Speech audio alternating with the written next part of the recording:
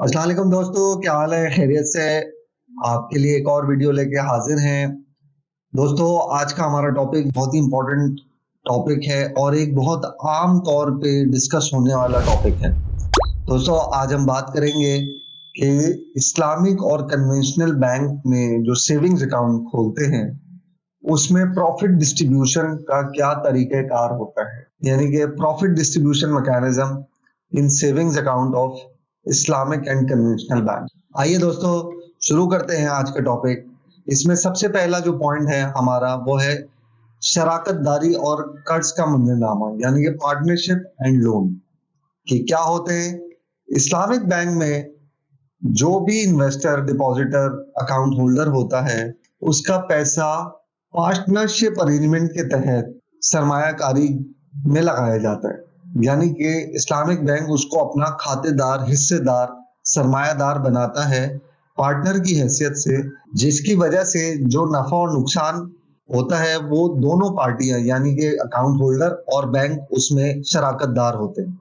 इसके बरक्स conventional bank में जो डिपॉजिटर का पैसा होता है वो कर्ज या उधार की नौयत पे लिया जाता है और सूद की शक्ल में उसको वापसी या उसका मुनाफा दिया जाता है, यानी कि उसके पीछे कोई शराकतदारी और नफे और नुकसान की कार्रवाई नहीं होती।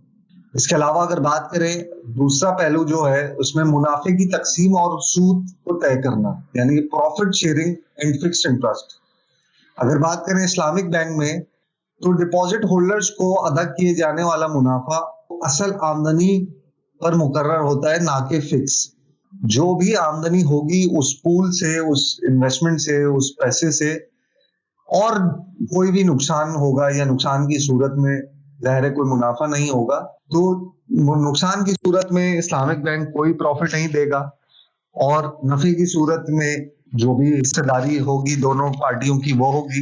जबकि कन्वेंशनल बैंक पे ये चीज फिक्स होती है। अब असल मुनाफा कुछ भी हो या कुछ ना भी हो, कन्वेंशनल बैंक अपने सेविंग्स अकाउंट होल्डर को या अकाउंट होल्डर को जिसने उसे पैसा रखवाया है उसको एक तयशुदा रकम देने का पाबंद है। इसके अलावा अगर बात करें शेयरिंग रेशो और फिक्स्ड रेट, इस्लामिक बैंक अपने कस्टमर्स के साथ शराकतदारी पर मुनाफे की तकसीम के तनासुब पर पहले से मुत्तफिक होता है। ये एक प्री अग्रीड प्रोपोर्शन कह लें या पार्टनरशिप का रेशो कह लें जो होता है, लेट सपोज 50-50%, और उसी हिसाब से उसका नफा आपस में दोनों पार्टियों के दरमियान बांटा जाएगा। जबकि कन्वेंशनल बैंक के पास कोई शराकतदारी या मुनाफे की तकसीम का तनासुब नहीं होता, क्योंकि वो कर्ज की सूरत होती है और सूद के तौर पे वो रकम को फिक्स रकम की सूरत में वापस कर दिया जाएगा। इसके अलावा अगर एक और पॉइंट पे बात करें तो दोनों में जो फर्क आता है वो पूल मैनेजमेंट और फिक्स इंटरेस्ट का आता है, यानी कि मुनाफे की तकसीम इस्लामिक बैंक में शराकतदारी के कवायद और स्टेट बैंक की तरफ से जारी करदा गाइडलाइंस पूल मैनेजमेंट के हवाले से उस पे ताबे होती है, उसके एतबार से होती है, और जो भी उसमें वाजिबुल अदा रकम होती है या मुनाफा होता है, प्रॉफिट होता है, वो उसी हिसाब से उसी बकदर दोनों पार्टियों में तकसीम हो जाता है। जबकि कन्वेंशनल बैंक में शराकतदारी और पूल मैनेजमेंट का कोई कवायद नहीं है और कोई इस हवाले से इसकी अहमियत नहीं है।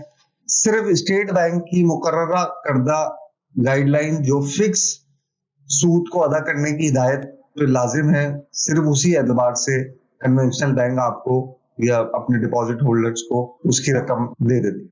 दोस्तों, लास्टली अगर बात करें, एक खसूसी ऑडिट होता है और एक मामूल का ऑडिट होता है, यानी कि स्पेशल ऑडिट और एक रेगुलर ऑडिट। इस्लामिक बैंक में मुनाफे की तकसीम के लिए मुख्तलिफ नौयतों के ऑडिट्स होते हैं, जिसमें इंटरनल ऑडिट है, स्टेट बैंक का ऑडिट है, शरिया का ऑडिट है, और फिर इन्हीं के एक्सटर्नल ऑडिट और एक्सटर्नल शरिया ऑडिट शामिल होते हैं, ताकि जो भी कार्रवाई और लेन देन का मामला है उसको शफाफ और बेहतर बनाया जा सके।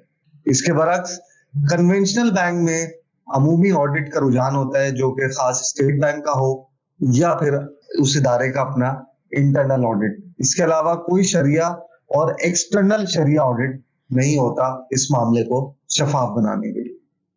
खुलासतन अगर बात करें तो इन दोनों मजमुआ जो बैंक्स हैं, इस्लामिक बैंक और कन्वेंशनल, इनके ऑपरेटिंग प्रोसीजर्स और फ्रेमवर्क दोनों अलग हैं।